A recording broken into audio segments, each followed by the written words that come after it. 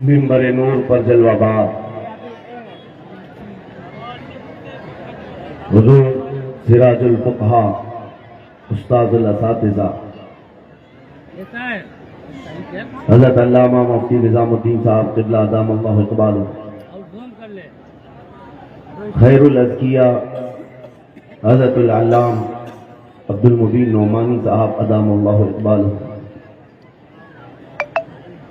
اساتذہ اشرفیہ خصوصیت کے ساتھ میرے محسن حضرت العلام نعیم صاحب قبلہ اور جملہ اساتذہ کرام، حاضرین اہل سنت و جماعت، خواہران ملت اسلامیہ، السلام علیکم ورحمۃ اللہ وبرکاتہ۔ الحمد للہ الحنان المنان الذي خلق الإنسان وعلمه البيان، والصلاة والسلام على رسوله سيد الإنس والجان وعلى آله وأصحابه ذوي الخير والإحسان، أما بعد فأعوذ بالله من الشيطان الرجيم، بسم الله الرحمن الرحيم۔ النبي أولى بالمؤمنين من أنفسهم إلى آخر هذه الآية، صدق الله مولانا العظيم وبلغنا رسوله النبي الأمين المتين المختار الكريم، ونحن على ذلك من الشاهدين والشاكرين، والحمد لله رب العالمين۔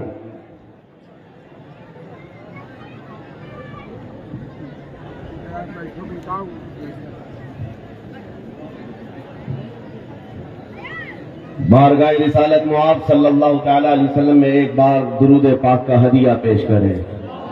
اللہم صلی علی سیدنا و مولانا محمد معدن الجود والکرم وآلہ واصحابہ الکرام وابنہ الکریم وبارک وسلم صلاة دائمتا سرمدا ابدا۔ میرے عزیزو، آج میری یہ اتنی بڑی سعادت ہے جس کو بیان نہیں کر سکتا۔ شیئر کرو آپ لوگ سب۔ اس دیار علم و فن میں آپ کے سامنے کھڑا ہوں جہاں سے میں نے اپنی آنکھیں کھولی ہیں، جس مبارک پور نے مجھے زبان عطا کی ہے۔ سبحان اللہ، سبحان اللہ۔ اور آج آپ کے درمیان اجلہ علماء کے سامنے کھڑے ہو کر شرف خطابت حاصل کرنے کی کوشش کر رہا ہوں۔ یہ سب جو آج آپ دیکھ رہے ہیں، بات صرف اتنی ہے، میں اس کرم کے کہاں تھا قابل حضور کی بندہ پروری ہے۔ یہ سب تمہارا کرم ہے آقا کے بعد اب تک بنی ہوئی ہے۔ سبحان اللہ، سبحان اللہ، سبحان اللہ، سبحان اللہ۔ یا رسول اللہ، تیرے عشق کی بدولت مجھے زندگی ملی ہے، واہ واہ، تیرے عشق کی بدولت مجھے زندگی ملی ہے، میری بات بن گئی ہے تیری بات کرتے کرتے، میری بات بن گئی ہے تیری بات کرتے کرتے، ہے جو زندگانی باقی یہ ارادہ کر لیا ہے، تیرے منکروں سے آقا میں مروں گا لڑتے لڑتے۔ واہ واہ، سبحان اللہ۔ تیرے منکروں سے آقا میں مروں گا لڑتے لڑتے۔ عزیزان گرامی وقار، اہل مبارک پور کو کسی چیز تفصیل کے ساتھ سمجھانے کی چندنا ضرورت نہیں، اشارات و کنایات بہت خوب جاننے والی یہ قوم ہے۔ یہ وہ مبارک پور ہے جس نے دنیا سنیت کی تقدیر بدل کر رکھ دی ہے۔ سبحان اللہ۔ ہندوستان کے دنیا سنیت میں آج جو علم و عمل کا آبشار نظر آتا ہے وہ مبارک پور کی دین ہے۔ الجامعۃ الاشرفیہ کا دنیا سنیت پر اس قدر احسان ہے کہ آپ یہاں سے چل کر کے ذرا دنیا دیکھیں تو آپ کو پتہ چلے گا جو ابر یہاں سے اٹھا ہے وہ سارے جہاں میں برسا ہے۔ سبحان اللہ، سبحان اللہ۔ میرے عزیزو، آج مبارک پور کی سرزمین پر تحفظ ناموس رسالت کانفرنس کا انعقاد۔ میں آپ کو یہ بات بتا دوں، صرف جلسے سے ہم اس چیز کی بیداری نہیں لا رہے ہیں، کئی دہائیوں سے آپ کی سرزمین سے ناموس رسالت کی حفاظت کا بہت بڑا ذمہ اشرفیہ ادا کر رہا ہے۔ واہ واہ، الجامعۃ الاشرفیہ ناموس رسالت کی حفاظت کا ایک بہت بڑا ذمہ لیے چل رہا ہے۔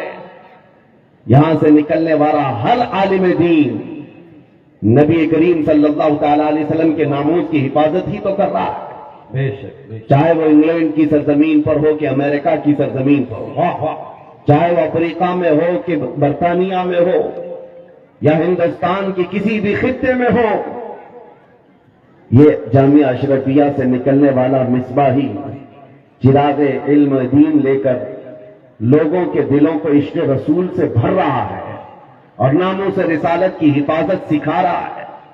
آج مجھے یہ بات کہنے میں ذرا برابر بھی عار نہیں ہے، میں اس منبر پر کھڑا ہوں جہاں میرا استاد ہی نہیں، استاد کا استاد کا استاد بھی بیٹھا ہوا ہے۔ سبحان اللہ، میرے عزیزوں، یہ ان بزرگوں کی خوشا چینی کی اور ان کے کفش برداری کی اللہ تبارک و تعالیٰ نے جو انعام کے طور پہ قسمت عطا کی ہے، جو آپ کے سامنے ہے۔ میں چند باتیں عرض کرنا چاہوں گا۔ ناموس رسالت کیا چیز ہے، شاید یہ آج کے دور میں سمجھ آ جائے تو میرے عزیزوں، سارے مسائل کا حل ہمارا اسی بات پہ ہے، سارے مسائل کا حل اسی بات پر ہے۔ ہم بہت سالوں سے تقریر کر رہے ہیں اور دیکھتے ہیں جہاں جاتے ہیں لوگ ہم سے یہی کہتے ہیں، یہاں نشہ عام ہے، نشہ پر کچھ بول دیں، یہاں بے پردگی ہے، بے پردگی کے متعلق کچھ بتا دیں، جہالت بہت زیادہ ہے، یہاں اس پر بھی بول دیں، یہاں پر بدماشی بہت زیادہ ہے، لوگوں کے نوجوانوں کی عیاشیاں زیادہ ہیں، اس پر بول دیں۔ ہزاروں مسائل ہیں ہماری امت کے، کن کن باتوں پر گفتگو کی جائے اور کس کس عنوان پر خطاب کیا جائے۔ میں نے بہت قریب سے دیکھا، شراب پر بولو، نشہ پر بولو، بے پردگی پر بولو، جہالت کے متعلق بولو، یہ اتنے مسائل ہیں کہ ان کا شمار ممکن نہیں ہے۔ ہر ایک مسئلہ اپنے اندر ایک بہت بڑی اہمیت رکھتا ہے جو امت کے بگاڑ کا سبب بنتا ہے۔ پھر ہم نے وہی بات کرنی شروع کی جو 100 سال پہلے اقبال نے کہا تھا، اس امت کی ترقی کا راز ایک ہی ہے، اس امت کے تمام مسائل کا حل ایک ہی ہے، سبب کچھ اور ہے جسے تو خود سمجھتا ہے، زوال بندہ مومن کا بے زری سے نہیں۔ اقبال نے کہا تھا، وہی بات میں آج آپ کو دہرا رہا ہوں، ہماری ترقی کا راز صرف ایک ہی ہے جو اقبال نے 10 سال یورپ کی زمین خاک چھان کر کے واپس آ کر کے اپنی قوم کو بتایا تھا۔ یورپ تو ترقی کر رہا ہے سائنس پر، یورپ تو ترقی کر رہا ہے میتھمیٹکس پر، یورپ تو ترقی کر رہا ہے فزکس پر، الجبرا پر، نہ جانے کتنے علوم و فنون پر، لیکن میں نے جو 10 سالوں کی زندگی میں دیکھا، ہماری قوم کی عزت اور ان کا ارتقاء، ان کی ترقی کا راز نہ یہ سارے میدانوں میں ہے، نہ ہی یہ سائنس میتھمیٹکس فزکس الجبرا میں ہے، بلکہ اس امت کا راز صرف اتنا ہے کہ محمد سے وفا تو نے تو ہم تیرے ہیں، کہ محمد سے وفا تو نے تو ہم تیرے ہیں، یہ جہاں چیز ہے کہ اعلیٰ ہو قلم تیرے ہو قلم تیرے ہیں۔ اللہ اکبر، پورا مجمع جواب دے بولا کہ میرے عزیزوں، یہی وہ عنصر ہے، یہی وہ راز ہے جس کو لے کر اکابر بنے ہیں۔ نبی کریم صلی اللہ تعالی علیہ وسلم کا کمال درجے سے عشق کرنا حضور کے ساتھ، یہ ایک ایسا عنصر ہے، یہ ایک ایسا وصف ہے جو انسان کو اوج ثریا پر پہنچاتا ہے۔ میں ایک بات اکثر کہا کرتا ہوں میرے اپنے بیانوں میں کہ ایک فارمولا سن کر کے چلو مبارک پور والوں، ان کی بات کرو ہر دل پہ راج کرو۔ ہائے ہائے ہائے، واہ واہ، حضور پاک کی بات کرو ہر دل پہ راج کرو۔ یہ ہم نے دیکھا ہے، کیا بات، قوم میں جو زندہ ہیں آج بھی نام وہ حضور پاک کے نام کی برکت سے زندہ ہے۔ سبحان اللہ، اقبال نے کہا تھا شاعر مشرق نے، آبرو ماں زنام مصطفیٰ، ہم سب کی عزت و آبرو مصطفیٰ کے نام سے وابستہ ہے۔ کیا بات ہے، واہ، ہر چے دری دنیا باد مصطفیٰ، جو کچھ بھی اس دنیا میں ہے وہ مصطفیٰ کے بعد ہے۔ صفا کے بات ہے، واہ واہ، جو رسول کریم صلی اللہ تعالی علیہ وسلم کے ناموس کی حفاظت پر اور ان کے عشق پر آگے بڑھ کر چلتے رہے، وہ اتنی بڑی طاقت کے مالک ہو گئے، میں آپ کو کیا بتاؤں۔ آج دنیا جس چیز سے خوف زدہ ہے، آج ہم ٹوٹے بکھرے ہوئے لوگوں سے دنیا جو ڈرتی ہے، وہ اسی لیے نہیں کہ ہماری داڑیاں، ہماری ٹوپیاں، ہمارے جبے ان کو ڈراتے ہیں، بلکہ اس ظالم دنیا کو جو سب سے زیادہ خوف لگتا ہے وہ تمہارے سینوں میں چھپے ہوئے عشق رسول کی دولت سے ہے۔ اسی کو اقبال نے کہا تھا، یہ فاقہ کش موت سے ڈرتا نہیں ذرا۔ انگریز 100 سال پہلے یہ کہہ رہے تھے، انگریز یہ کہتے تھے، یہ فاقہ کش موت سے ڈرتا نہیں ذرا، بھوکا رہتا ہے، پیاسا رہتا ہے، لیکن موت سے نہیں ڈرتا ہے۔ یہ کیسا مسلمان ہے؟ لیکن اس کو جو موت سے بے خوف کرتی ہے وہ چیز ہے کیا؟ انگریز کہتا ہے، روح محمدی اس کے بدن سے نکال دو، روح محمدی اس کے بدن سے نکال دو۔ پوری دنیا کی پاورفل طاقتیں بھی یہ جانتی ہیں کہ روح محمدی، عشق محمدی، یہ دولت ایسی ہے جو انسان کو بے خوف کرتی ہے، اسے آزاد کرتی، ہر ڈر سے آزاد کرتی ہے۔ اسی لیے بریلی کے امام نے ہمیں پکار کر کہا تھا، خوف نہ رکھ رضا ذرا، تو تو ہے عبد مصطفیٰ، خوف نہ رکھ رضا ذرا، تو تو ہے عبد مصطفیٰ، تیرے لیے امان ہے، تیرے لیے امان ہے۔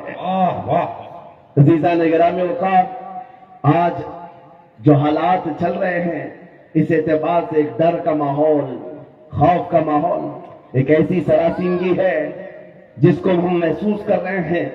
لوگ آج ہر چوک پر، ہر کٹے پر یہ گفتگو کرتے ہوئے نظر آ رہے ہیں، حالات بڑے خراب ہو گئے ہیں، زہر پھیل گیا ہے، لوگوں کے اندر تعصب بہت بڑھ گیا ہے، اور حالات اتنے خراب ہیں، مائنورٹی میں ہم کیا کر لیں۔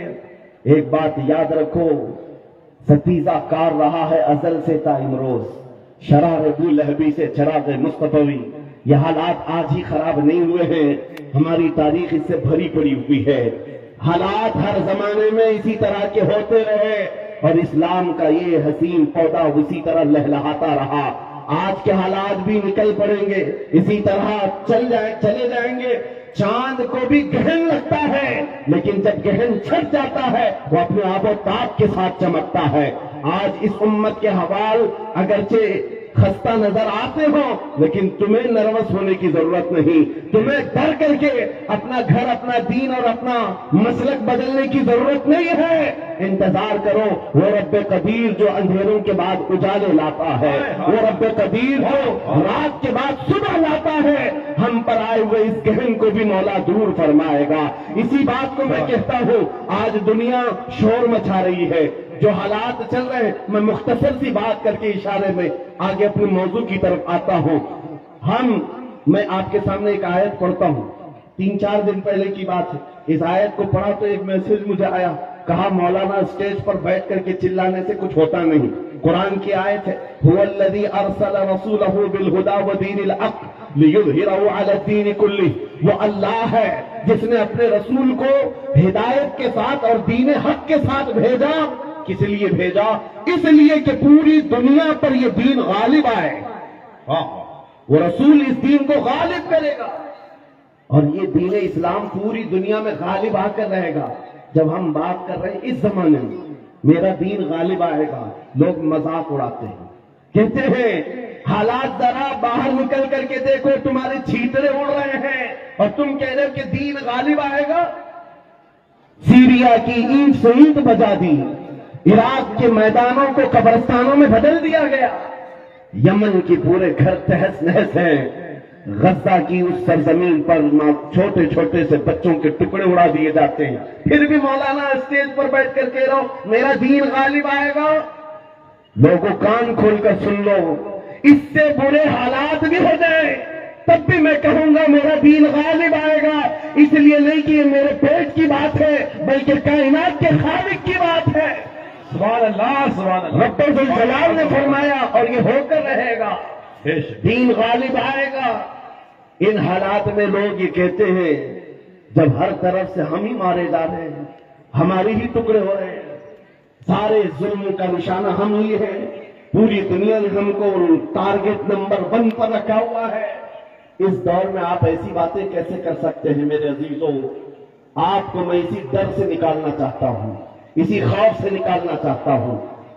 آپ کو پتا ہے ہم نئے انداز کے یہ سارے حالات دیکھنے والی قوم سے تعلق نہیں رکھتے، ہم تو اس قوم سے تعلق رکھتے ہیں جہاں 14 صدیوں سے ہمارے بڑوں نے ہمیں کربلا کی داستانیں سنائی۔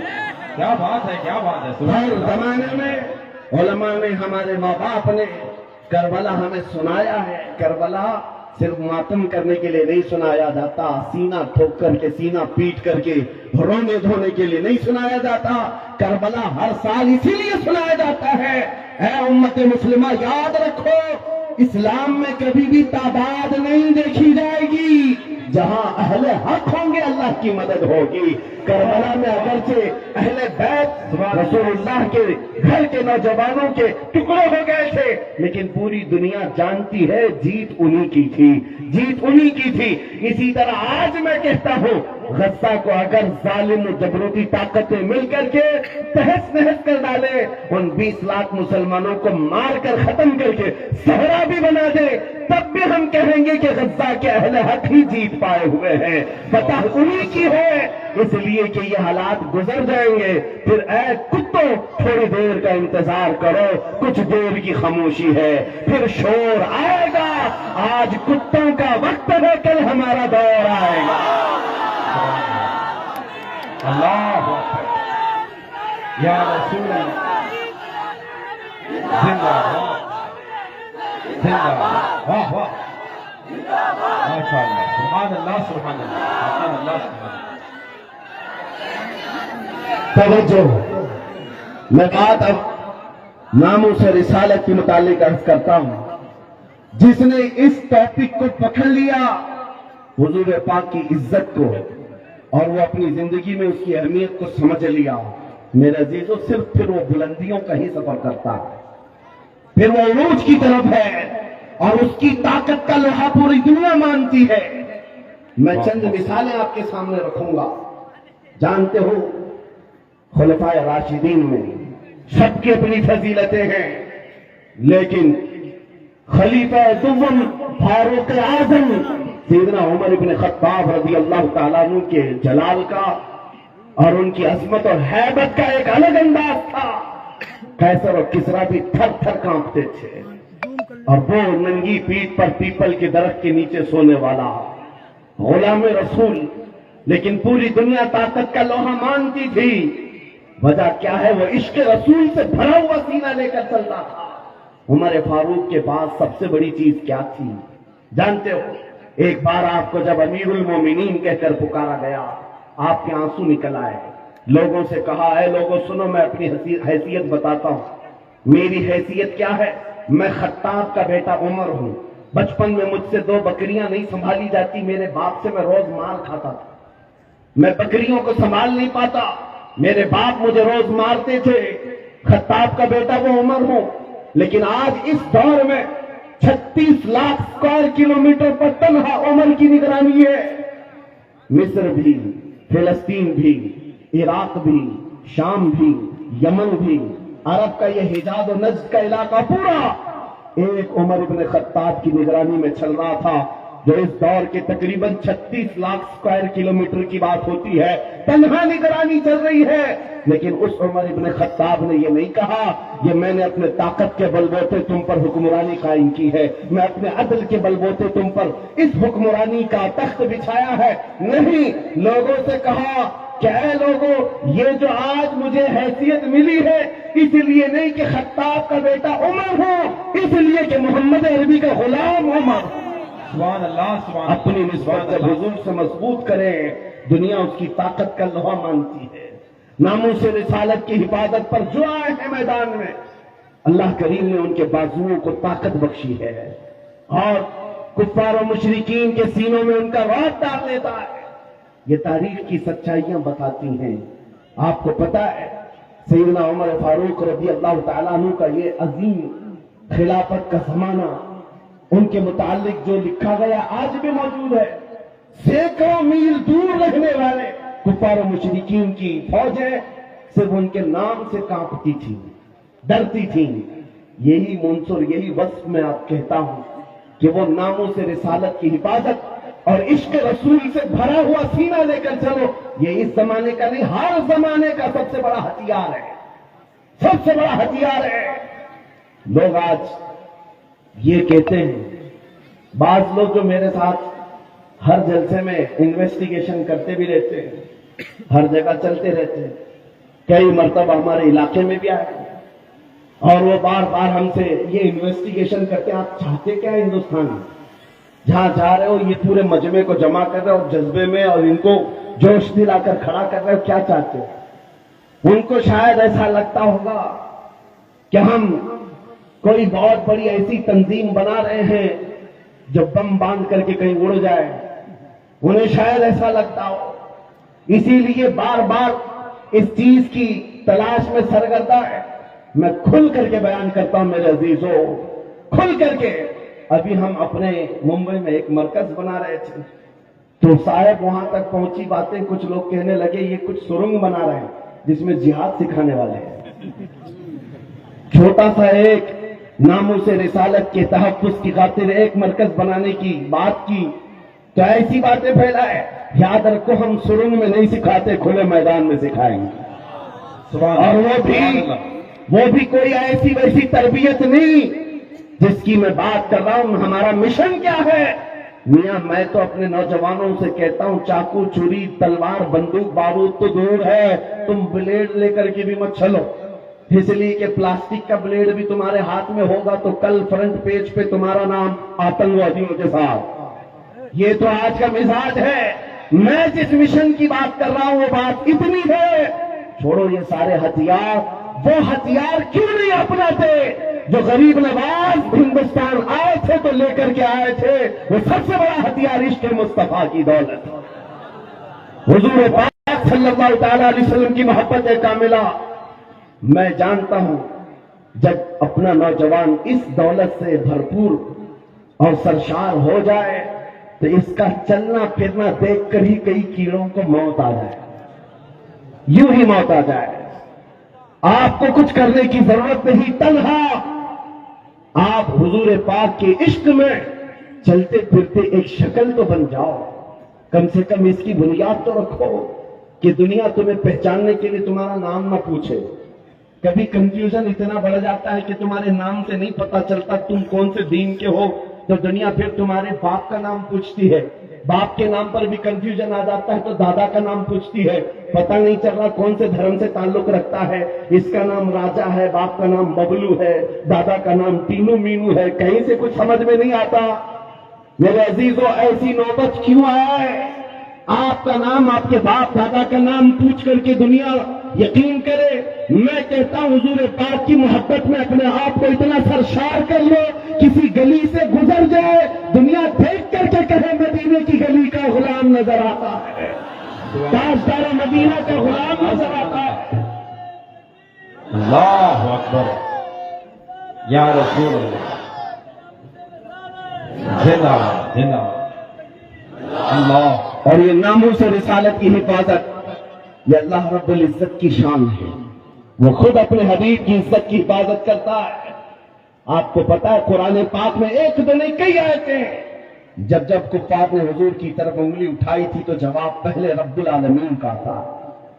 ابو لہب نے کہا تھا محمد تمہارے دونوں ہاتھ ٹوٹ جائیں، نعوذ باللہ من ذالک۔ رب تعالیٰ نے جواب میں آیت نازل فرمائی تبت یدا ابی لہب، محمد صلی اللہ علیہ وسلم کے نہیں، ابو لہب کے دونوں ہاتھ برباد ہو جائیں۔ قرآن میں آیت ہے، یہ نبی پاک کی ناموس کی حفاظت نہیں ہے تو کیا ہے؟ یہ دفاع ہے، ڈیفنس ہے جو خود رب ذوالجلال فرما رہا ہے۔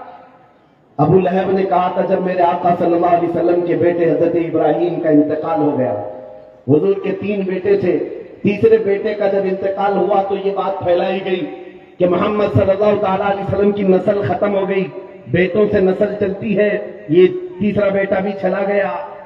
نبی کریم صلی اللہ تعالیٰ علیہ وسلم غمگین ہوئے، رب تبارک و تعالیٰ نے پوری سورہ نازل فرمائی انا اعطیناک الکوثر فصل لربک وانحر ان شانئک هو الابتر۔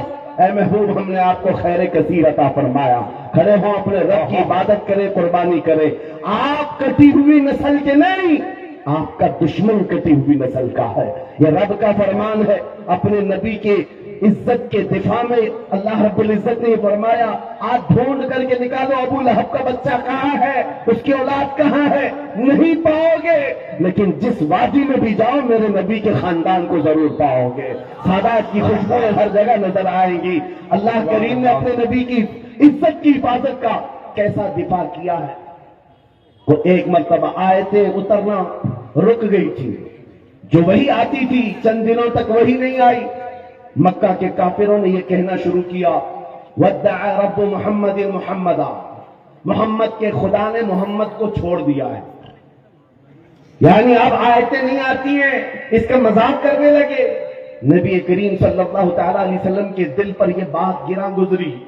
چند ہی دن نہیں گزرے تھے کہ جبرائیل امین پوری سورہ لے کر آئے. وَالضُّحَىٰ وَاللَّيْلِ وَمَا سَجَىٰ ما ودعك ربك وما قلى. اے محبوب آپ کو آپ کے رب نے نہ چھوڑا ہے نہ کم کیا ہے.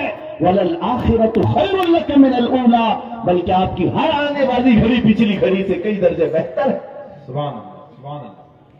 میرے عزیزوں یہ سب آیتیں میں وہ آپ کے سامنے کوٹ کر کے بتا رہا ہوں جس میں رب ذوالجلال نے شان رسالت بیان کیا. اپنے نبی کی طرف اٹھنے والی انگلیوں کو رب تبارک و تعالیٰ نے چھوڑ دیا. جواب ارشاد فرمایا آج اگر ناموس رسالت کی حفاظت یا اس کا دفاع کوئی کرتا ہے تو یہ سنت الہیہ ہے, یہ اللہ رب العزت کے قانون اور اس کی سنت ہے. آج اس سنت پر عمل کرتے ہوئے جو اکابرین امت آئے ان کی مثالیں میں آپ کے سامنے رکھتا ہوں. لوگوں ایک بات یاد رکھو, حالات جتنے بھی خراب ہو جائیں اپنے نبی کی عزت کی حفاظت وہ جس سے چاہے لے لے, جس سے چاہے لے لے. یہ ضروری نہیں کہ وہ زمانے کا بہت بڑا متقی پرہیزگار ہو, یہ ضروری نہیں ہے کہ بہت بڑا فقیہ اور عالم دین ہو. مولا کریم اپنے نبی کی عزت کی حفاظت پتھروں سے بھی چاہے لے سکتا ہے, کتوں سے بھی لے سکتا ہے. علامہ ابن حجر عسقلانی رحمۃ اللہ علیہ لکھتے ہیں کہ تتاریوں کا جو حملہ ہوا تھا بغداد میں, بغداد کو انہوں نے تباہ کر رکھا تھا. ایسا تباہ کیا تھا کہ پورے بغداد کی سڑکیں اور وہاں کی گلیاں مسلمانوں کے خون سے بھری ہوئی تھیں. دریائے دجلہ کے پانی کو لال کر دیا تھا مسلمانوں کے خون سے. مسلمانوں کی کھوپڑیوں سے مینار بنا دیے تھے. اتنے قتل جس کا شمار نہیں ہوتا. ذخیرہ جو مسلمانوں کا تھا بڑی بڑی کتابوں میں اس کو جلا کر راکھ کر دیا تھا. ایک وقت ایسا آیا کہ تتاریوں کا جو حاکم تھا اس نے کچھ علماء کو قید کر کے گرفتار کر کے اپنے دربار میں منگوایا جو مسلمان بچے کچے تھے. ان علماء کو بیڑیاں باندھ کر کے زمین پر اوندھا لٹایا گیا. آپ پوچھتے ہیں نا ان حالات میں ہمیں کیا کرنا چاہیے. سنیے میرے عزیزوں, حالات تو ایسے ہو گئے تھے بغداد میں کوئی ان کا پرسان حال نہیں. آج لوگ یہ بھی کہہ رہے ہیں کہ غزہ کے مسلمانوں کا کوئی پرسان حال نہیں. کیا ہوگا. توجہ, ان علماء کو قید کر کے بیڑیاں باندھ کر کے زنجیروں میں بادشاہ اپنے دربار میں اوندھا لٹایا ہے. اور اتنے ہی پر بس نہیں, ایک زر خرید عیسائی پادری دربار میں لایا گیا ہے. اس کو نذرانہ صرف اس بات کا دیا جا رہا ہے کہ وہ رسول اللہ کی شان میں گالیاں دے, حضور کی شان میں گالیاں دے, ان مسلمانوں کے دلوں کو جلائے. ہر زمانے میں دنیا یہ جانتی ہے مسلمان قتل سے اتنا ڈرتا نہیں ہے جتنا رسول پاک کی عزت پر کوئی انگلی اٹھاتا ہے تو اسے تکلیف ہوتی ہے. اور ہے یہ حقیقت ہے. ہمارے بہت سارے ظلم و ستم ہم برداشت کر لیتے ہیں لیکن نبی پاک کی شان میں ادنا توہین برداشت نہیں ہوتی. اس ظالم نے ایک عیسائی پادری کو دربار میں بلایا اور کہا ان کے نبی کی شان میں گالیاں دیتے رہو, تم پر پیسے لٹائے جائیں گے. اور وہ گالیاں دینے لگا. کون ہے وہاں پر جو حفاظت کرے میرے نبی کے نام کی عزت؟ کون ہے, کون حفاظت کرے گا؟ جو علماء تھے وہ تو زنجیروں پہ قید ہیں. کون ہے؟ اللہ کریم جب چاہے جیسے چاہے حفاظت کرتا ہے. دربار میں بادشاہ کا ایک کتا تھا جو سونے کی زنجیر سے کھوٹے پر بندھا رہتا تھا، ایک کھوٹے پر بندھا رہتا تھا۔ جیسے ہی وہ پادری گالیاں دینے لگا وہیں سے کتا بھونکنے لگا، زور زور سے بھونکنے لگا۔ درباریوں نے کہا کہ تیرا بیان شاید کتے کو اچھا نہیں لگ رہا اس لیے کتا بھونک رہا ہے۔ عیسائی پادری نے کہا وہ تو جانور ہے، میرا بیان کیا سمجھے گا۔ دوسری بار گالیاں دینے لگا، کتا پھر بھونکنے لگا۔ پھر لوگوں نے کہا تیرے بیان پر ہی کتا بھونک رہا ہے۔ اس عیسائی پادری نے کہا میرے بیان پر نہیں بھونک سکتا، اسے کیا خبر ہے۔ تیسری بار جب نبی پاک کی شان میں ہرزہ سرائی شروع کیا، اس کتے نے زنجیر توڑ دیا اور اچھل کر کے ایسے دربار میں آیا، اس عیسائی پادری کے سینے پر چڑھ کر اسے دم زدن میں چاک کر کے 2 ٹکڑوں میں بدل دیا۔ اس کتے کی ہیبت ایسی طاری تھی، پورے دربار میں سپاہی سے لے کر بادشاہ تک ہر آدمی کھڑا رہ گیا اور کتے کو دیکھنے کی بھی تاب نہیں تھی، ایسا لگتا تھا کوئی شیر ببر آیا ہوا ہے۔ اس کتے کی ہیبت سے لوگ ڈرے ہوئے تھے، اور تاریخ میں یہ لکھا ہے جنہوں نے ہماری کھوپڑیوں سے مینار بنایا تھا، جنہوں نے بغداد کو ہمارے خون سے نہلایا تھا، اسی تتاریوں کے دربار میں 1 2 نہیں 10,000 تتاریوں نے کلمہ پڑھ کر اسلام قبول کر لیا۔ سبحان اللہ سبحان اللہ سبحان اللہ سبحان اللہ۔ جب رب تبارک و تعالی ناموس رسالت کی حفاظت فرماتا ہے تو وہ کتوں کے ذریعے سے بھی کام لیتا ہے۔ یہ بات یاد رکھو، اور دنیا کو بھی میں یہ بتاتا ہوں، ہمیں قید کر دینے سے یا ہمیں پھانسی دے دینے سے اسلام کا خاتمہ نہیں ہوگا۔ کچھ لوگ یہ سمجھتے ہوں گے، آپ کو پتا ہے تاریخ میں جب مراد آباد میں کفایت علی کافی رحمت اللہ تعالیٰ علیہ کو پھانسی پر چڑھایا گیا تھا، انگریز 8 دن تک جشن منا رہے تھے۔ ایک ایسے مولوی کو ہم نے پھانسی پر چڑھایا ہے جس کی زبان چلتی تھی تو ہزاروں لوگوں سے سنتے تھے، اور پورے لوگوں میں اس کا ایک روپ تھا۔ ہم نے اس مولوی کو ختم کر دیا، مسلمانوں میں ایک خوف پیدا ہو جائے گا، ڈر پیدا ہو جائے گا۔ انگریز 8 دن جشن منائے ہوں گے لیکن انہیں خدائی قانون معلوم نہیں۔ مراد آباد میں پھانسی پر چڑھا رہے ایک عاشق رسول کو، اور پروردگار عالم اسی مراد آباد کے پڑوس شہر بریلی میں امام احمد رضا کو پیدا کر رہا ہے۔ وہ ایسا عاشق رسول پیدا کیا، جب وہ جوان ہوا تو صرف قلم سے نہیں، صرف زبان سے نہیں، بلکہ پوری تحریک چھیڑ دی۔ اور آج حالت یہ ہے، انگریز ایک عاشق رسول کو پھانسی پر چڑھا کر یہ سمجھتے تھے کہ عشق رسول کا خاتمہ ہو گیا۔ نہیں، ممکن نہیں ہے۔ بریلی کی زبان پھر چلی ہے تو ایسے چلی، خطہ خطہ آج بولتا ہے، ڈال دی قلب میں عظمت مصطفیٰ سیدی اعلیٰ حضرت کو لاکھوں سلام۔ عزیزان گرامی اوقات، آج ان حالات کو دیکھ کر جو سراسیمگی ہے نوجوانوں میں، میں 2 چیزیں عرض کرتا ہوں۔ سرکار سیدی حضور حافظ ملت رحمت اللہ تعالی علیہ کا فرمان میرے والد گرامی سے میں نقل کر کے آپ کے سامنے رکھتا ہوں، جو وہ اپنے شاگردوں کے درمیان کہا کرتے تھے، 2 چیزیں اپنی زندگی میں لازم رکھو، کسی ظالم سے ڈرنا مت، کسی مظلوم پر اپنا جبر یا اپنی طاقت کا استعمال نہیں کرنا، کسی کمزور پر طاقت کا استعمال نہیں، اور کسی ظالم سے ڈرنا نہیں۔ یہ 2 چیزیں لے کر کے چلو، تمہارا کچھ نہیں ہوگا۔ کلمہ طیبہ پڑھا ہے اور میرے نبی کی امت میں ہو، موت تو یوں بھی کسی بستر پر آنی ہی ہے، اور جب موت آنا ہی ہے تو میرے نبی کی سنتوں پر آ جائے، حضور کی محبت میں آ جائے، کیا فرق پڑتا ہے۔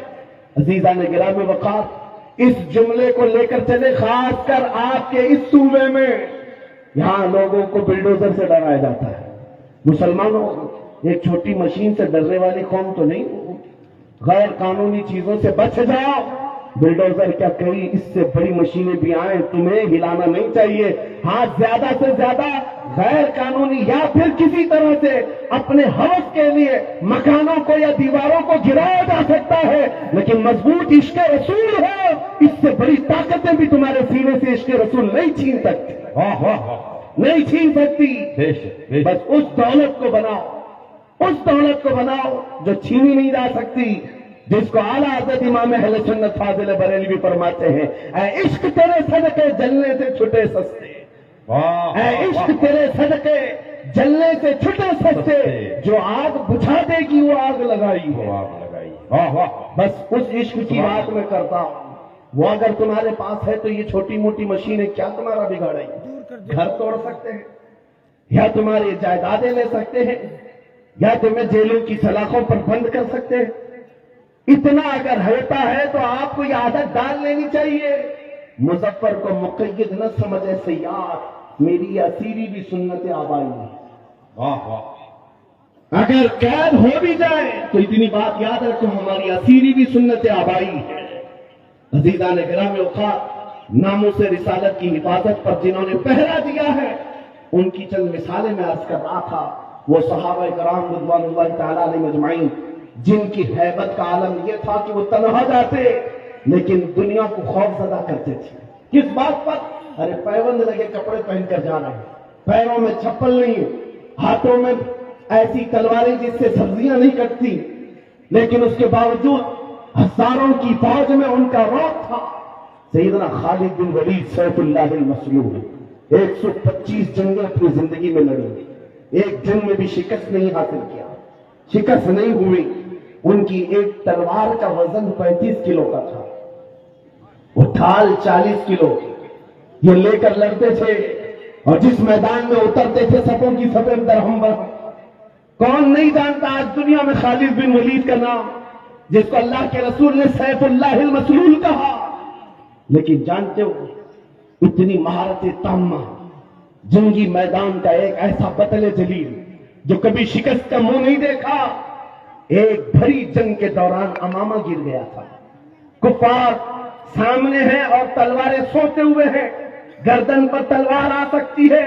خالد بن ولید تلواروں کی پرواہ نہیں کر رہے، اس امامہ کو اٹھانے جا رہے ہیں، اپنی پگڑی اٹھانے جا رہے ہیں، اور دونوں کافر وہاں جو آپ کی گردن کے پاس تھے وہ دیکھ کر حیرت میں رہ گئے۔ ایسا سپہ سالار جو ہر جنگ کو فتح کر لیتا ہے، آج اپنی گردن بچانے کی بجائے اپنی پگڑی بچانے چل پڑا۔ یہ تو جنگ کے ہنر نہیں ہوتے، ایک چھوٹا سپاہی بھی ایسی غلطی نہیں کرتا۔ خالد بن ولید بڑے اطمینان کے ساتھ اپنی پگڑی اٹھا لی اور اپنے سر پر رکھ لیا، اور ان کافروں نے پوچھا، ہم تو تمہیں بہت بڑا ماہر سپہ سالار سمجھتے، لیکن تم نے آج ایسی غلطی کی ہے جو ایک چھوٹا سپاہی بھی نہیں کرتا۔ ہم اپنی تلواریں، ننگی تلواریں تمہاری گردن تک لا چکے تھے، اور تم اس پگڑی کے پیچھے بھاگ رہے تھے، ابھی گردن الگ کر دیتے ہم۔ خالد بن ولید نے کہا، پھر الگ کیا کیوں نہیں؟ پھر انتظار کیوں کر رہے تھے؟ الگ کیا کیوں نہیں؟ آپ نے فرمایا، تم کیا سمجھتے ہو خالد بن ولید اپنے بازو کی طاقت سے یہ جیتتا ہے، اپنی قوت کے بل بوتے جنگوں میں فتح حاصل کرتا ہے؟ یہ بات نہیں۔ میری اس پگڑی کی اہمیت تم نہیں جانتے، اس میں میرے رسول اللہ کے 3 موئے مبارکہ ہیں، میرا یہ یقین ہے ان موئے مبارکہ کی برکت سے اللہ مجھے فتح عطا کرتا۔ سبحان اللہ، سبحان اللہ، سبحان اللہ، اللہ اکبر، یا رسول اللہ، زندہ باد۔ میرے عزیز ایک بات یاد رکھو، دنیا میں جس نے بھی ہیبت طاری کی ہے وہ عشق رسول کی دولت سے ہی طاری کیا ہے۔ بے شک، وہ خالد بن ولید رضی اللہ تعالیٰ، نبی کریم صلی اللہ تعالیٰ علیہ وسلم سے کمال درجے کی محبت، حضور کے اعضائے مبارکہ، بال مبارک سے اس قدر والہانہ عقیدت، جس کی وجہ سے ان کا یقین تھا کہ مجھے جنگوں میں فتح ملتی ہے اور کفار کے دلوں میں ہیبت طاری ہوتی ہے۔ آپ کو پتا ہے، تاریخ میں آپ جھانک کر کے دیکھیں، ایک ایسا خلیفہ بھی گزرا ہے جس کا نام آج بھی لوگ لیتے ہیں، بلکہ یورپ کی سرزمین پر تو اب اس عظیم جرنیل کا دن منایا جانے لگا ہے، وہ صلاح الدین ایوبی۔ جب بیت المقدس کی بات آئی ہے تو ہر جگہ سے صلاح الدین کا بھی نام آ رہا ہے، نام جڑا ہوا ہے۔ اٹلی اور ڈنمارک میں اب لوگ صلاح الدین ڈے منا رہے ہیں۔ ہم نہیں، دشمنان اسلام بھی کہتے ہیں ایسا جرنیل ہم نے دیکھا نہیں تاریخ میں، اس لیے کہ 50-50 ہزار لوگ قید ہو کر آتے اگر جنگ میں، تب بھی سب کو آزاد کرتا تھا، معاف کرتا تھا، بڑا دل رکھتا تھا، بہت بڑا دل رکھتا تھا۔ اس صلاح الدین کی بات کر رہا ہوں جس کی طاقت کا لوہا پوری دنیا مانتی رہی۔ صلیبی طاقتوں نے لکھا ہے، ایک میدان ایسا بھی ہم نے دیکھا، مسلمان تاریخ نگاروں کی بات نہیں کر رہا ہوں، انگریز تاریخ نگار لکھتا ہے ایک میدان ایسا بھی آیا جب 4 لاکھ صلیبی تھے لیکن مقابلے میں صلاح الدین کے پاس صرف 12,000 کی فوج تھی، پھر بھی ڈٹا رہ گیا، اور ڈٹا ہی نہیں رہا بلکہ 4 لاکھ کو تتر بتر کر کے رکھ دیا۔ واہ واہ، وہ طاقت کا لوہا دنیا مانتی تھی، اس صلاح الدین کی بات میں کر رہا ہوں۔ یہ دولت کہاں سے تھی صلاح الدین کے پاس؟ جو خالد بن ولید کو ملی، جو عمر بن خطاب کو ملی رضی اللہ عنہما، وہی صلاح الدین ایوبی کے پاس بھی تھی۔ برنس نام کا ایک ایسا عیسائی سپہ سالار تھا جس نے ملک شام میں کچھ مسلمانوں کو گرفتار کیا جو حج پہ جا رہے تھے، عورتوں کو ذلیل کیا، ان کو کوڑے مارے، ان کا مال لوٹ لیا۔ سنو، جب وہ مسلمان وہاں پر کسی کے آسرے پر نہیں تھے، کسی کے سہارے پر نہیں تھے، وہ برنس انہیں کوڑے مارتا تھا اور کہتا تھا، کیا کہتا تھا؟ بلاؤ اپنے محمد کو، کہاں ہے تمہارا محمد؟ نعوذ باللہ، حضور کا نام لے کر کے تانا دیتا تھا، تم بات بات پر محمد عربی کی بات کرتے ہو، بلاؤ محمد کو، آج میں تم کو قید کیا ہوں، آج میں مار رہا ہوں، کوئی تم کو بچا نہیں رہا ہے۔ ایسے جب حالات آ جائیں تو میرے عزیزو یہ مت سمجھنا کہ اللہ کے رسول کی مدد نہیں آتی، آتی ہے، امتحانوں سے گزارا جاتا ہے۔ یہ وقت گزر گیا اور ان گرفتار مسلمانوں میں سے کوئی ایک آ کر صلاح الدین کے پاس یہ بات عرض کیا۔ برنس نام کا ایک ایسا جرنیل ہے عیسائیوں کا جس نے مسلمانوں کی ایک جماعت کو گرفتار کیا اور کوڑے مارتا تھا، مال لوٹتا تھا اور کہتا تھا بلاؤ محمد کو، کہاں ہے؟ یہ اس زمانے کی بات ہے جب صلاح الدین بہت بیمار تھے، بستر پر لگ چکے تھے، بیمار تھے۔ صلاح الدین کو جیسے ہی یہ بات پتہ چلی، گرج کر کہنے لگے میں اپنی پوری طاقت و قوت جمع کروں گا اور اس کے بعد اس برنس کے پیچھا کروں گا۔ 2-2.5 سال گزر گئے، 2.5 سال گزر گئے، بیمار بھی تھے اور اسی بیماری میں اپنے لشکر بھیجتے رہے۔ وہ وقت آ ہی گیا، بکرے کی اماں کب تک خیر منائے گی، ایک دن بقرعید تو آئے گی۔ اس برنس کو صلاح الدین کی فوج نے گرفتار کیا اور وہ گرفتار ہو کر جب قیدی بن کر صلاح الدین کے پاس لایا گیا، صلاح الدین ایوبی کی آنکھیں شعلے برسا رہی تھی، اپنی ہاتھ میں تلوار لے کر کے آئے اور پوچھا کیا کہتا ہے بتا برنس۔ برنس کہا میں تمہارے بارے میں جانتا ہوں، تم ہزاروں قیدیوں کو یوں ہی آزاد کرتے ہو، جب تمہارے پاس قیدی آتے ہیں ان کو تم فدیہ لے کر یا چھوٹی سی بات پر آزاد کرتے ہو۔ آج بھی میں وہی امید رکھتا ہوں صلاح الدین مجھے آزاد کرے گا۔ صلاح الدین ایوبی نے کہا ہرگز نہیں، تیرا خیال باطل ہے، تیرا گمان غلط ہے، صلاح الدین آزاد تو ضرور کرتا ہے لیکن اس کو نہیں جو نام مصطفیٰ پر انگلی اٹھاتا ہے، جو میرے نبی کو للکارتا ہے۔ آج سے 2.5 سال پہلے تو نے مسلمانوں کو گرفتار کر کے کہا تھا بلاؤ محمد کو، کہاں ہے؟ یہ دیکھ محمد عربی نے تلوار دے کر مجھے بھیجا ہے تیری گردن لینے کے۔ واہ واہ، کون ہے تو تجھے بچائے گا؟ یا رسول اللہ، واہ میرے عزیزوں، صلاح الدین ایوبی نے تاریخ کی سچائیوں میں یہ واقعہ ایسا رقم کیا کہ آج ہم کو یہ سمجھ کر کے چلنا چاہیے ہمارے ہر مسئلے میں سمجھوتا کیا جا سکتا ہے، حضور کی عزت کے معاملے میں کوئی سمجھوتا نہیں کیا جا سکتا۔ جو جان مانگو تو جان دے دے، جو مال مانگو تو مال دے دے، مگر یہ ہم سے کبھی نہ ہوگا، نبی کا جاہو جلال دے دے، کیا بات، یہ نہیں ہوگا۔ اور دنیا آج یہی سمجھتی ہے۔ ان کے لیے میں ایک بات کہوں گا، صلاح الدین ایوبی نے جس برنس کو اس روئے زمین سے نکال کر کے زمین کو پاک کیا تھا، وہ حالات آئیں گے میرے عزیزوں، پھر اللہ کریم کسی محافظ بیت المقدس کو بھیجے گا۔ میرے نبی کا فرمان ہے لا تزال عصابة من امتی يقاتلون على ابواب دمشق وما حولها وعلى ابواب بیت المقدس لا يضرهم خذلان من خذلهم ظاهرين على الحق الى ان تقوم الساعة۔ نبی کریم صلی اللہ علیہ وسلم فرماتے ہیں میری امت میں ایک جماعت ایسی ہوگی جو دمشق کے دروازوں پر اور بیت المقدس کے ارد گرد ہمیشہ لڑتی رہے گی حق کے لیے، اور کسی کے برا چاہنے سے ان کا کچھ برا نہیں ہوگا، قیامت آنے تک وہ حق کے لیے لڑتے رہیں گے۔ سبحان اللہ۔ یہ میرے نبی کا فرمان ہے، اور وہ اہل حق رہیں گے ہر زمانے میں۔ آج یہاں پر بھی ہم دیکھ رہے ہیں بہت سارے کتے اب گلیوں میں آ گئے بھونکنے کے لیے، حالات دیکھ دیکھ کر، اور جس بھی میڈیا دجالی میڈیا کو کھولو شروع ہو گیا ان حالات کو بیان کر کر کے، دیکھو یہاں پر ان کو کیسے مارا جا رہا ہے، کیسے کاٹا جا رہا ہے، کیسے ان کے چیتڑے اڑائے جا رہے ہیں۔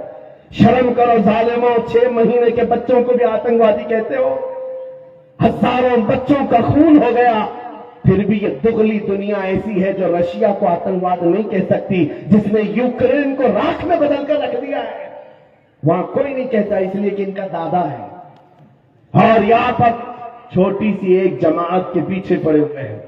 میں آپ سے ایک بات کہنا چاہوں گا، وہ وقت آئے گا میرے عزیزوں، یہ حالات جو آج پیدا ہو رہے ہیں، قرآن میں رب تبارک و تعالیٰ فرماتا ہے ام حسبتم ان تدخلوا الجنہ ولما يأتكم مثل الذين خلوا من قبلكم مستهم البأساء والضراء وزلزلوا حتى يقول الرسول والذين آمنوا معه متى نصر الله الا ان نصر الله قریب۔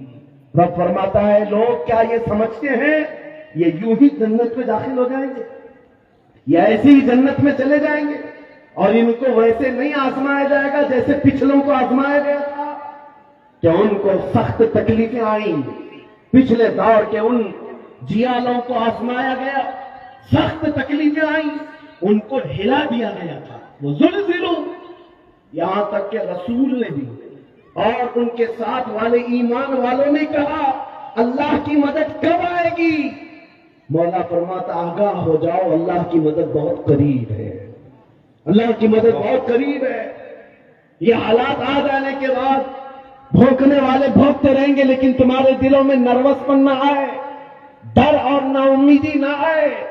وہ اللہ جو ابابیلوں کو بھیجا، وہ رب ذوالجلال جو بدر میں اپنے نبی کے چاہنے والوں کو 5000 فرشتوں سے مدد کیا، وہ رب ذوالجلال جس نے یونس علیہ السلام کو مچھلی کے پیٹ سے زندہ باہر نکالا، وہ رب ذوالجلال جس نے تپتی ہوئی آگ سے ابراہیم علیہ السلام کو سلامت نکالا، وہ رب ذوالجلال جو تیز و ترار چھری کے نیچے اسماعیل علیہ السلام کے گلے کی حفاظت کی، وہ کل بھی تھا آج بھی ہے اور ہمیشہ رہے گا، وہ حی و قیوم ہے، اس کی ذات پر توکل رکھو، یقین رکھو، مدد آئے گی، نہ گھبراؤ مسلمانوں، ابھی خدا کی شان باقی ہے، ابھی اسلام زندہ ہے، قرآن باقی ہے۔ یہ ظالم کافر کیا سمجھتے ہیں جو روز ہم سے الجھتے ہیں؟ یہ ظالم کافر کیا سمجھتے ہیں جو روز ہم سے الجھتے ہیں؟ ارے ابھی کربلا کا آخری میدان باقی ہے۔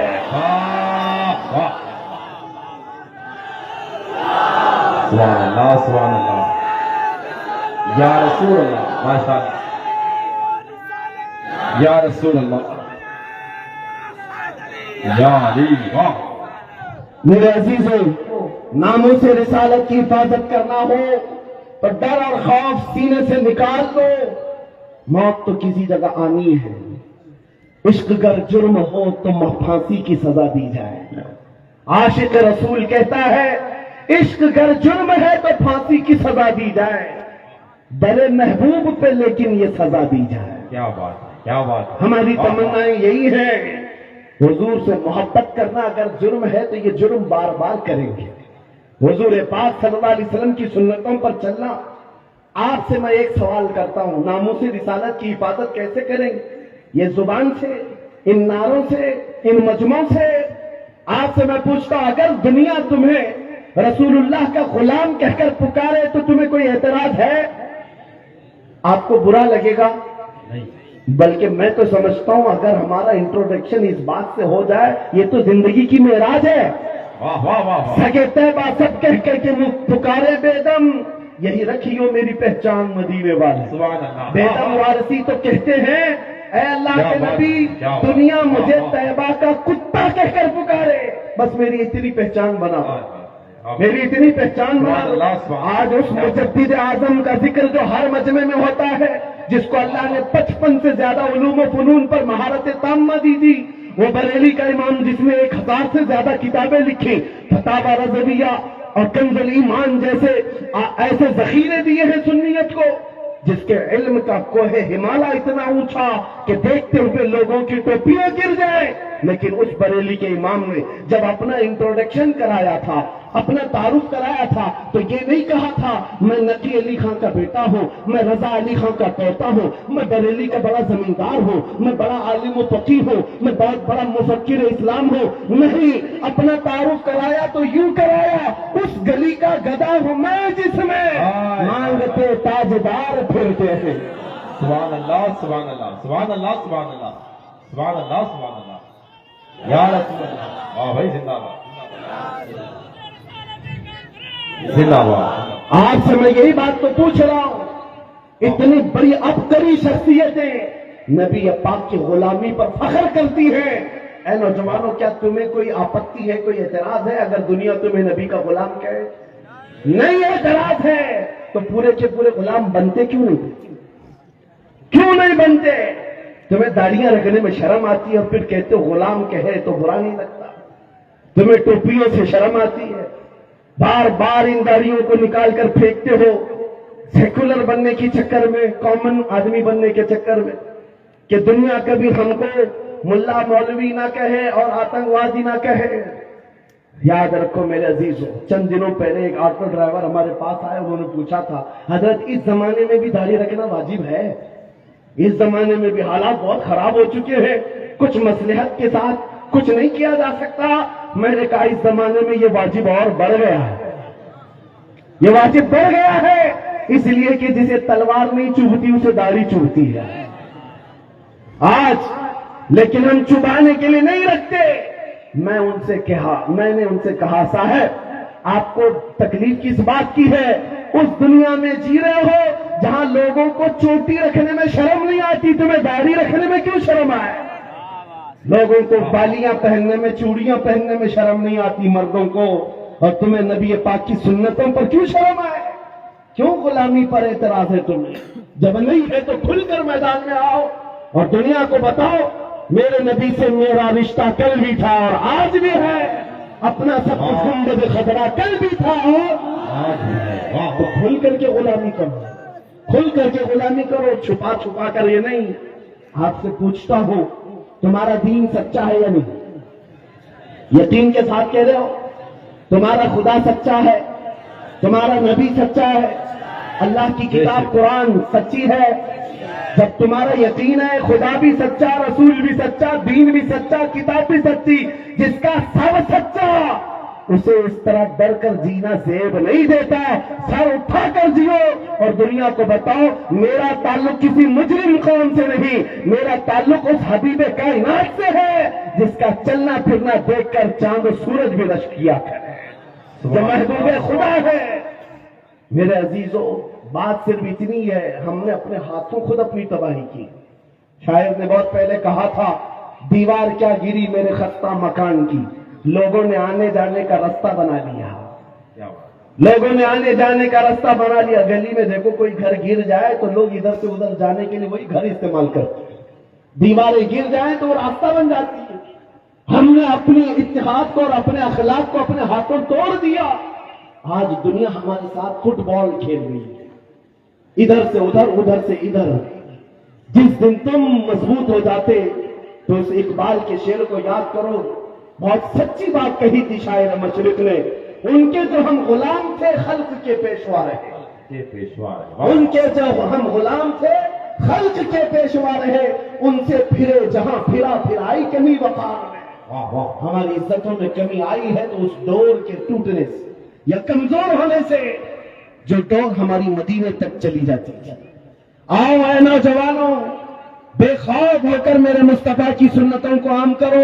ناموس رسالت کی حفاظت زبان سے نہیں عمل سے ہوتی ہے، عمل سے ہوتی ہے۔ میرے آقا نے فرمایا من تمسک بسنتی عند فساد امتی فلہ اجر 100 شہید۔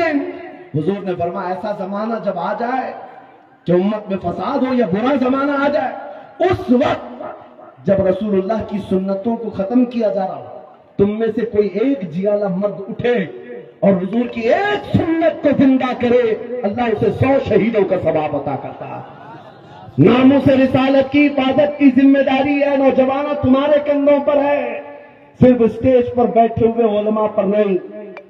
تم کیا سمجھتے ہو مائک سے بول کر کے حضور کی عزت کی حفاظت کی جائے گی؟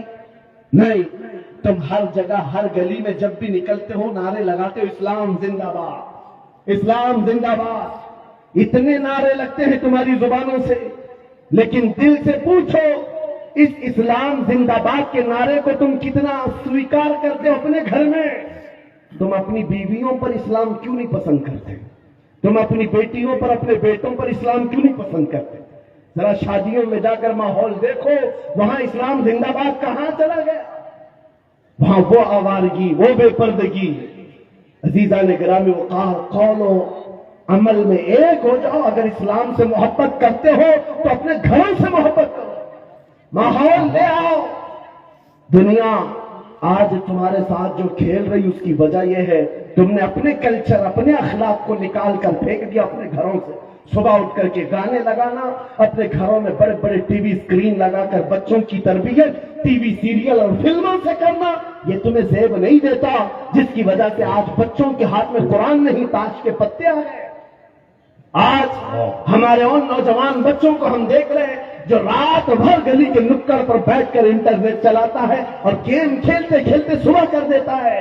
یہ وہ نوجوانوں کے ہاتھ ہیں جن کے ہاتھوں میں تقدیر تھی، ایک ایسی تقدیر تھی کہ یہ مکہ سے نہتے نکلے تھے تو پوری دنیا میں چھا گئے تھے، پوری دنیا میں چھا گئے تھے، کوئی طاقت ان کا راستہ نہیں روک سکتی تھی۔ میں تمہیں یاد دلاتا ہوں ہمارے اسلاف کون تھے، ہمارے بزرگ، ہمارے پرکھوں کی تاریخ کیا تھی؟ ہمارے پرکھوں کی تاریخ تو یہ تھی، چل نہ سکتے تھے جنگ میں اگر اڑ جاتے تھے، پاؤں شیروں کے بھی میدان سے اکھڑ جاتے تھے، ارے حق سے سرکش ہوا کوئی تو بگڑ جاتے تھے۔ توپ کیا چیز ہے، تیغ کیا چیز ہے، ہم تو توپ سے بھی لڑ جاتے تھے۔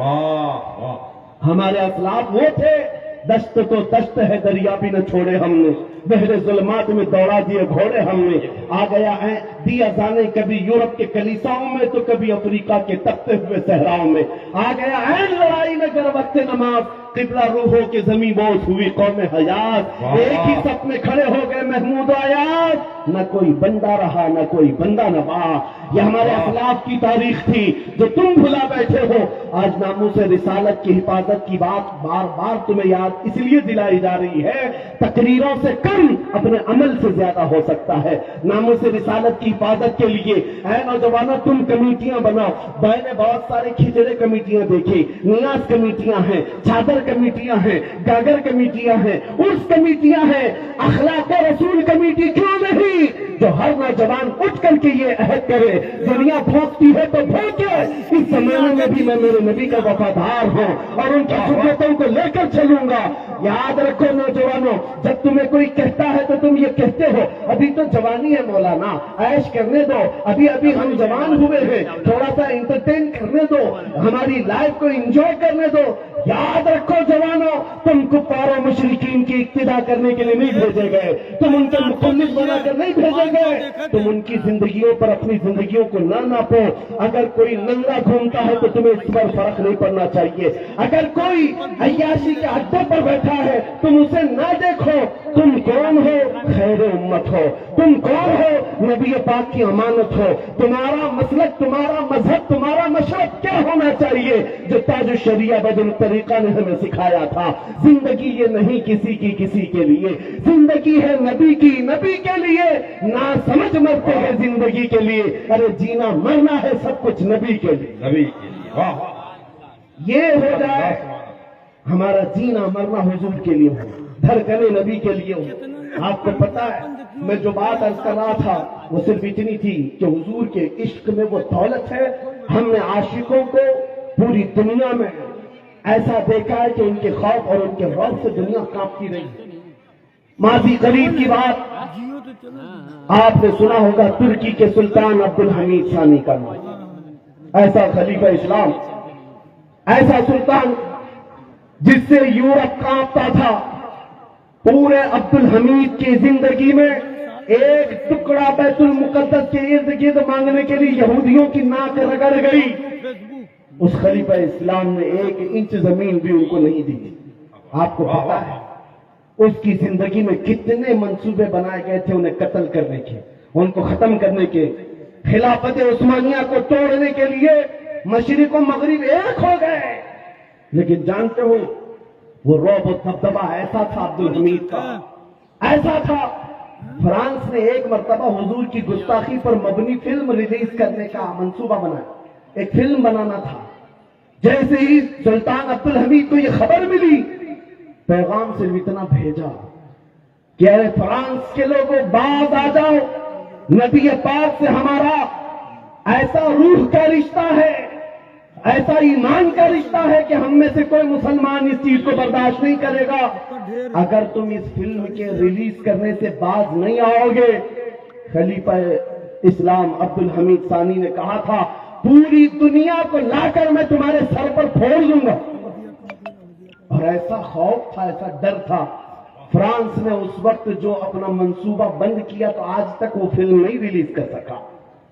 یہ 150 سال پہلے کی بات کر رہا ہوں۔ اس وقت کی یہ یورپی طاقتیں خوف کھاتی تھی، تھراتی تھی عبد الحمید سے۔ کس وجہ سے؟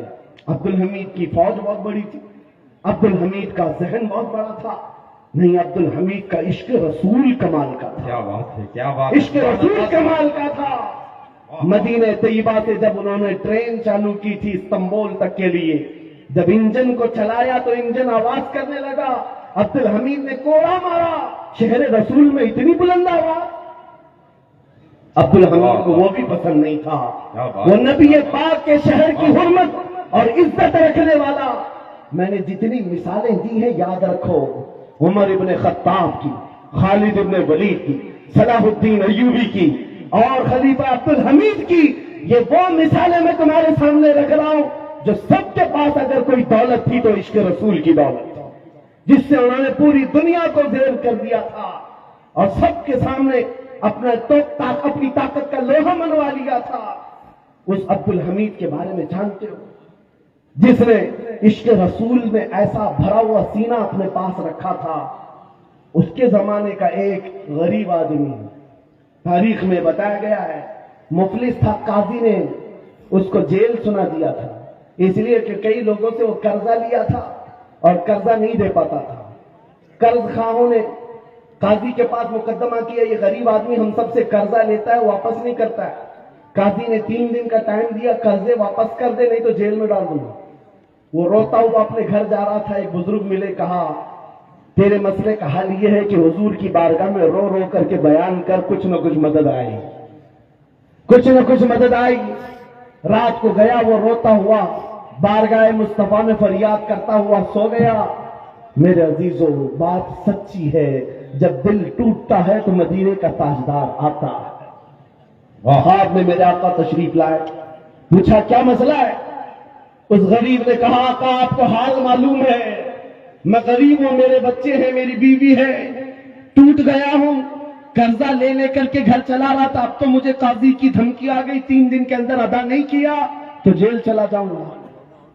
اس غریب کو میرے آقا صلی اللہ علیہ وسلم نے خواب میں بیان کیا کہ جا کل اٹھنے کے بعد بادشاہ کے دربار میں چلا جا، جو سلطان ہے اس کے دربار میں جا کر اس سے کہہ کہ تجھے جتنی ضرورت ہے وہ لے لے۔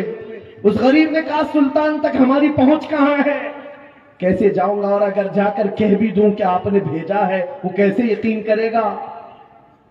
اللہ اکبر، تاجدار کائنات نے فرمایا اس سے صرف اتنا کہنا، روزانہ سورج نکلنے سے پہلے تو 1000 بار اپنے نبی پر درود بھیجتا، اور یہ بات کوئی نہیں جانتا، وہ ایسا عاشق ہے میرا، لیکن کل کی رات تھک کر سو گیا تھا، مجھ پر درود نہیں پڑھ سکا، یہ بات جا کر اس سے کہہ دینا۔ صبح وہ غریب اٹھا اور جا کر کے سلطان اسلام کے پاس کہتا ہے مجھے اللہ کے نبی نے بھیجا۔ سلطان اسلام نے پوچھا کہ کیوں کہہ رہا ہے اللہ کے نبی نے بھیجا؟ کہا یہ بتا کر کے بھیجا ہے آپ روزانہ رات حضور پر 1000 بار درود پڑھتے ہو، اور کل کی رات تھک کر سو گئے، پڑھنا بھول گئے۔ سلطان اپنی کرسی سے کھڑا ہو گیا، کہا یہ بات تو میری بیوی کو بھی نہیں معلوم، یہ راز تھا، اور اگر تجھے معلوم ہے تو یقیناً میرے مصطفیٰ کی بشارت آئی ہے۔ آج تو میرے وارے نیادے ہیں، خزانے سب کھلے ہیں، جتنا مال چاہے لے جا، اس لیے کہ یقین وہ آ گیا ہے، ہم یہاں سے پکارے وہ وہاں سے سنے۔ مصطفیٰ کی سماعت پہ لاکھوں سلام۔ وہ نبی جو سنتے ہیں، سن کر کے فریاد کو پہنچتے ہیں۔ اس غریب نے جتنی ضرورت تھی وہ مال لے لیا، اور عدالت میں آ کر کے قاضی سے کہا، قاضی صاحب ان قرض خواہوں کو بلا لیجئے، میں اپنا قرضہ ادا کرتا ہوں، مجھے سلطان کی طرف سے یہ انعام ملا ہے۔ قاضی نے کیا کہا، تو بیٹھ جا، تیرا قرضہ میں اپنی جیب سے ادا کرتا ہوں، میں ادا کرتا ہوں۔ اس غریب نے کہا، کل تو آپ دھمکی دے رہے تھے اور آج اپنی جیب سے ادا کرنے کی بات کر رہے ہیں۔ قاضی نے کہا، کل میں تجھے نہیں پہچانتا تھا، فیصلہ سنا کر گھر گیا تو خواب میں رسول اللہ کو دیکھا، میرے آقا نے تیری طرف دکھا کر کے مجھے کہا، اے قاضی دنیا تیرے پاس بہت ہے، اس غریب کی مدد کر، کل قیامت کے دن اللہ جنت میں تجھے محل عطا کرے گا، لہذا تو اپنی جیب سے نہیں، میں اپنی جیب سے ادا کروں گا۔ جتنے قرض خواہ بیٹھے تھے انہوں نے یہ ماجرا دیکھا، کھڑے ہو گئے، کہا قاضی صاحب نہ آپ ادا کریں گے نہ وہ ادا کرے گا، اور بھی قرضہ چاہے تو ہم اور دیں گے، اس لیے کہ اس کی حیثیت حضور کی بارگاہ میں اتنی ہمیں معلوم نہیں تھا۔ وہ قرض دار جو تھا اس دربار سے اٹھتا ہے، نہ اسے 1 روپیہ دینا پڑا، نہ کسی کو منانا پڑا، بلکہ پلس اس کو سلطان کی طرف سے خزانہ بھی ملا۔ وہاں دربار سے نکلا اور جھومتا ہوا کہنے لگا، اتنا دیا سرکار نے مجھ کو جتنی میری اوقات نہیں، یہ تو ان کا کرم ہے، ورنہ مجھ میں تو ایسی بات نہیں، میرے کریم سے گر قطرہ کسی نے مانگا دریا بہا دیے ہیں، دربے بہا دیے ہیں۔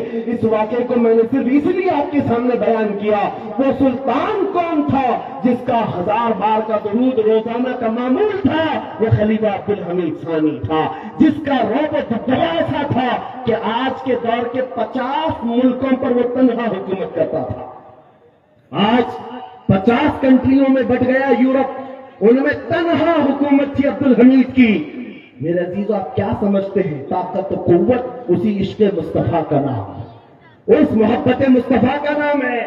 آج بڑے بڑے لیڈر بیٹھے ہوئے ہیں، ارے تیل کی جائیدادیں اتنی ہیں، یہ سعودی، یہ امارات، یہ بحرین، یہ قطر، یہ وہ امیر عرب کے دیش ہیں جو تیل پی پی کر کے مر جائیں گے، ایک لقمہ فلسطینیوں کو کھلا نہ پائیں گے، اور نہ ہی ان سے کوئی دنیا خوف زدہ ہے، دنیا ان سے ڈرتی بھی نہیں۔ کیوں؟ ایسے پٹھو ہیں کہ ان کی زبانوں میں ہماری زبان رکھی گئی ہے، دنیا جانتی، یورپ کو امریکہ کو معلوم، لیکن ان بڑے بڑے طاقتور دیشوں سے نہیں ڈرنے والا یورپ، ہم نے ابھی 4-5 سال پہلے دیکھا ہے، ویل چیئر پر بیٹھ کر کے خطاب کرنے والے ایک خادم حسین سے یورپ شرماتا تھا، ڈرتا تھا، اور بار بار یہ کہتا تھا کہ ان کی تقریروں کو بند کرو۔ ہم سوچتے ہیں جس کے پیر میں تکلیف وہ کھڑا نہیں ہو سکتا، ویل چیئر پر بیٹھ کر لبیک کا نعرہ لگاتا ہے، یورپ کی دھرتی بھی ہلتی ہوئی نظر آتی ہے۔ پتہ یہ چلا طاقت و قوت تخت و تاج کا نام نہیں، فوج کا نام نہیں، بادشاہی تاج کا نام نہیں، طاقت و قوت حقیقت میں عشق مصطفیٰ کا نام ہے۔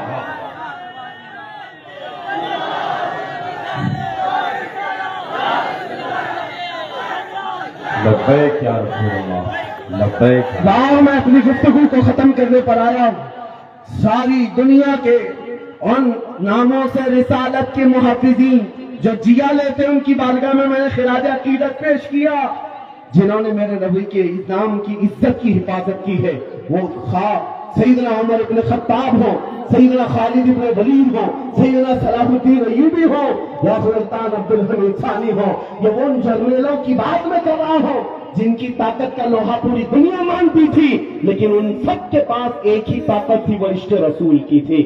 آپ کو میں اب اس جیالے مرد کلندر کے دربار میں لے جاتا ہوں جس کی طاقت کا لوہا آج بھی دنیا مانتی ہے، اور ہر علاقے میں جس کا رعب چھایا ہوا ہے، وہ کون ہے؟ وہ بریلی کا تاجدار ہے، وہ امام اہل سنت ہے۔ اس لیے کہ دنیا آج ان کے نام لیواؤں سے ڈر رہی ہے، یہ بریلوی ہے تو ڈر لگ رہا ہے، اس لیے نہیں کہ آتنکوادی ہے، اس لیے نہیں کہ یہ دہشت گرد ہے، اس لیے کہ عشق رسول میں جب نکلتا ہے تو کایا پلٹ دیتا ہے، زیر کو زبر کر دیتا ہے، زبر کو زیر کر سکتا ہے۔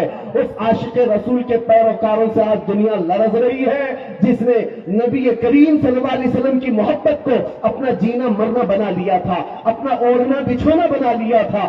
آپ کو پتا ہے آج ہمارے مجمع میں اعلیٰ حضرت کے نعرے لگتے ہیں تو اس لیے نہیں کہ پرہیز قبیلے کا بہت بڑا پٹھان تھا یا بہت بڑا زمیندار تھا، اس لیے مسلک اعلیٰ حضرت اور عشق محبت کے نعرے نہیں لگتے، بلکہ نعرے صرف اس لیے لگتے ہیں اس امام اہل سنت نے زندگی بھر ہمارے دلوں کو جو عشق رسول پلایا ہے، بھرا ہے۔ جب مقام اس طرح کا آیا کہ کتے حضور کی شان میں بھونک رہے تھے، اپنے جیسا کہہ رہے تھے، پیٹ پیچھے کا علم نہیں، پاگلوں بچوں کے علم کے برابر کہتے رہے، تب بریلی کا امام ناموس رسالت کی حفاظت کرتے ہوئے بڑھ چڑھ کر کے کہا تھا کتے کیا کہتے اس سے کوئی پرواہ نہیں، ہم تو نبی کی بارگاہ میں کہتے ہیں سرور کہوں کہ مالک و مولا کہوں تجھے، باغ خلیل کا گل زیبا کہوں تجھے، اللہ رے تیرے جسم منور کی تابش ہے، اے جانے جام جانے تجلا کہوں تجھے، تیرے تو وصف عیب تناہی سے ہے بری، حیران ہوں میرے شاہ میں کیا کیا کہوں تجھے،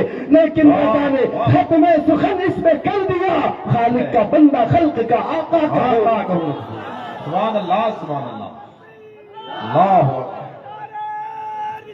یا رسول اللہ صلی اللہ علیہ وسلم۔ میرے عزیزوں، ناموس رسالت کی حفاظت یہ بریلویوں کے خون میں داخل ہے۔ آج پورے بر صغیر کے خطوں میں دیکھو، نبی پاک کی شان میں گستاخیوں کے خلاف اگر کوئی جماعت میدان میں نظر آتی ہے تو عاشقان امام احمد رضا کی جماعت، وہ کسی بھی ملک میں دیکھ لینا، یہ ہمارے خون میں ہمارے شریر میں داخل ہے۔ عزیزان گرامی وقار، اس دولت کو ہاتھ سے جانے نہ دینا۔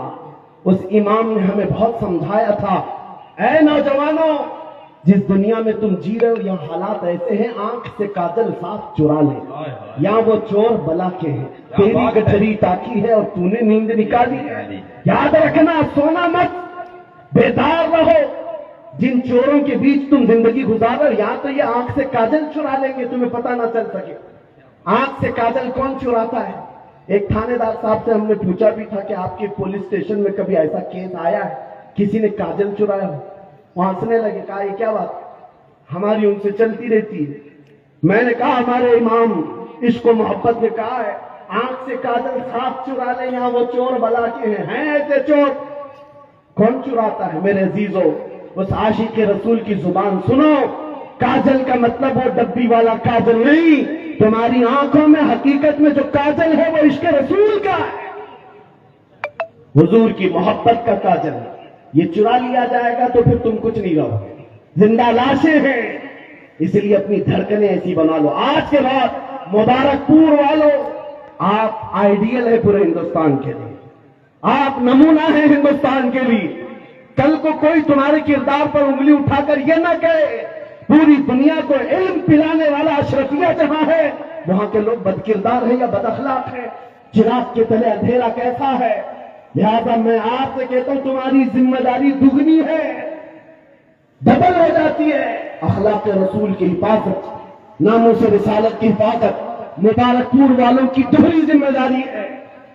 آپ آگے بڑھو اور آج سے ماحول تبدیل کرو۔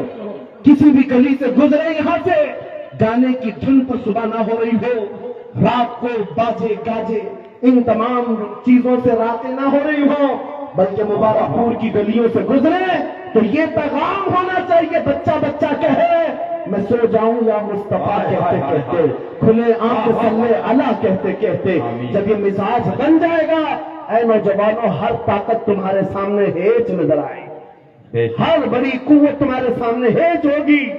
بس اس چیز کو اپنا معیار بنا دو، آج لے ان کی پناہ، آج مدد مانگ ان سے، کل نہ مانیں گے قیامت میں اگر مان گیا۔ اپنا مسلک اتنا بنا لو، انہیں جانا انہیں مانا، نہ رکھا غیر سے کام، للہ الحمد میں دنیا سے مسلمان گیا۔ مجھے پتا ہے ہم بد کردار ہو گئے، اخلاق میں ڈھیلے ہو گئے، گنہگار ہو گئے، لیکن آج بھی ہندوستان کی سرزمین کے کئی علاقے میں دورے کر کے آ گیا 6 مہینے میں تقریباً 150 جلسوں سے خطاب کیا ہوگا. ہر جگہ نوجوانوں کو دیکھا جذبات میں میرے نبی کو ویسے ہی پکار رہے ہیں. پتہ یہ چلا سارے مسلمانوں کا, یہ ہمارے سنیوں کا عشق رسول میں ڈی این اے ایک ہی ہے. کیا بات ہے, سبحان چاہے وہ اللہ, مشرق کا ہو, مغرب کا ہو, شمال کا ہو, جنوب کا ہو. کیا بات ہے, آپ جاؤ بنگال کی کھاڑیوں میں, گجرات کی زمین میں, تمل ناڈو کیرلا کی سرزمین پر یا کشمیر میں, مبارک پور سے جو آواز آ رہی ہے لبیک یا رسول اللہ, ہر زبان پر ہے. آج ہر زبان پر ہے. یہ اس بات کی غمازی کرتا ہے, اس بات کی علامت ہے کہ عشق رسول ابھی مرا نہیں ہے, کیا بات, سینوں میں ہے. عمل سے کورے ہو گئے, عمل سے دور ہو گئے. حضور کے لیے آج بھی جان دینے کے جذبات رکھتے ہیں, ہے یا نہیں آپ؟ حضور کے نام پر اور ان کی عزت پر بات آئے تو اپنی گردنوں کا نذرانہ لے کر حاضر ہے. ماشاءاللہ, ہر بندہ چاہتا ہے میں اپنے نبی کے لیے جیتا ہوں اور ان کے لیے قربانی دیتا ہوں. ایک سوال کرتا ہوں, گفتگو سمیٹ رہا ہوں, حضور کے نام پر اپنی گردنیں قربان کرنے تیار ہیں؟ ہاتھ بھی اٹھاؤ, زبان سے بھی بولو. جان اور گردن بہت بڑی چیز ہے. نبی کے نام پر جب تم گردن دے سکتے ہو, ان کے نام پر کچھ گناہوں کو چھوڑ کیوں نہیں سکتے؟ کیا بات ہے, واہ واہ, کچھ برائیوں کو چھوڑ کیوں نہیں سکتے ان کے نام پر؟ گردن بہت بڑی چیز ہے, جان دے سکتے ہو. چند لت جو پڑی ہوئی ہیں, عادتیں جو پڑی ہیں, ان کو کیوں نہیں ٹھکراتے؟ آج سے آج کرو, میرے کانوں میں گانے کی دھن نہیں بجے گی, سنوں گا تو عشق رسول کے نغمے سنوں گا. سبحان اللہ. آج یہ تمنا کر کے ہم جاتے میرے عزیزوں, ہمارا خلاصہ کلام یہی ہے کہ کبھی آپ نے جوانی گزر گئی, بہتوں کے بڑھاپے آ گئے, کیا یہ تڑپ آئی ہے اب تک کہ دنیا کی رنگینیاں بہت دیکھ لیا, حسینائیں بہت دیکھ لی, حسن بھی دیکھ لیا, رنگ بھی دیکھ لیا, ان آنکھوں کو کبھی آپ نے یہ تمنا کی کہ مولا ایک بار تیرے حبیب کے چہرے کا جلوہ بھی دیکھ لوں؟ میں سمجھتا ہوں جس دن تمہارے دلوں میں یہ تڑپ پیدا ہو جائے, تم خود ہی ناموں سے رسالت کے لیے کھڑے ہو جاؤ, حفاظت کے لیے. نہ تمہیں تقریروں کی ضرورت ہوگی, نہ نصیحت کی. تم خود ہی اپنا راستہ طے کر لو گے. جس کے دل کی دھڑکنیں بڑھ جائیں, مجھے میرے نبی کو دیکھنا ہے, تو وہ بندہ ہر گھڑی یہی کہتا رہتا ہے, میرے آقا آؤ کہ مدت ہوئی ہے تیری راہ میں اکھیاں بچھاتے بچھاتے, تیری چاہتوں میں, تیری حسرتوں میں بڑے دن ہو گئے گھر کو سجاتے سجاتے. میرے آقا آؤ کہ مدت ہوئی ہے, سنا ہے آپ ہر عاشق کے گھر تشریف لاتے ہیں, میرے گھر میں بھی ہو جائے چراغاں یا رسول اللہ, میرے گھر میں بھی ہو جائے چراغاں یا رسول اللہ. جس کے دل کی یہ طرف بڑھ جاتی ہے, پھر اس کا جینا بدل جاتا ہے, اس کی زندگی کے دستور بدل جاتے ہیں. دیوانہ دنیا اسے کہتی ہے, لیکن دیوانہ اپنے دیوانگی میں جن منزلوں کو طے کر رہا ہوتا ہے وہ دنیا جانتی ہی نہیں. اس لیے تڑپ پیدا کرو, ہمیں اب جینا ہے تو کیسے جینا ہے بتاتا ہوں. اس امام اہل سنت کے اس پیغام کے ذریعے سے بتاتا ہوں کیسے جینا ہے. اب اپنی ہوس پر نہیں جینا, اپنی مرضی سے نہیں جینا, اپنے خواہشات کی تکمیل کے لیے نہیں جینا, اپنے نفس کو پورا کرنے کے لیے نہیں جینا, مجھے جو چاہیے وہ چاہیے, یہ باتیں نہیں, بلکہ اب جینا ہے تو یوں جیو. تاجدار مدینہ کو حاضر و ناظر جانتے ہو تو اس نبی کی طرف توجہ کر کے یوں کہو جو بریلی کے عاشق نے ہمیں سکھایا ہے, یا رسول اللہ دہن میں زبان تمہارے لیے, بدن میں ہے جان تمہارے لیے, ہم آئے یہاں تمہارے لیے, اٹھے بھی وہاں, بنے تو جہاں, اور زمین و زمان سب میرے نبی کے لیے ہے. تو زندگی بھی سب نبی کے لیے ہے. یہ جینا سیکھ لو. دھڑکنیں جب تمہاری تیز ہو جائیں عشق رسول میں, یہ وظیفہ پڑھتے جاؤ جو سرکار مفتی اعظم ہند نے ہمیں سکھایا ہے. کچھ ایسا کر دے میرے کردگار آنکھوں میں, ہمیشہ نقش رہے روئے یار آنکھوں میں. انہیں نہ دیکھا تو کس کام کی ہیں یہ آنکھیں کہ دیکھنے کی ہے ساری بہار آنکھوں میں. جنہوں نے یہ تمنا کی ہے میرے نبی نے ان کو اپنی سخاوت سے عطا بھی کیا ہے. جانتے ہو آپ, جانتے ہو آج یہ تمنا کرنا اس لیے میں سکھا رہا ہوں. تمہاری آنکھوں کو اگر حیا مل سکتی ہے تو اس تمنا سے ملے گی.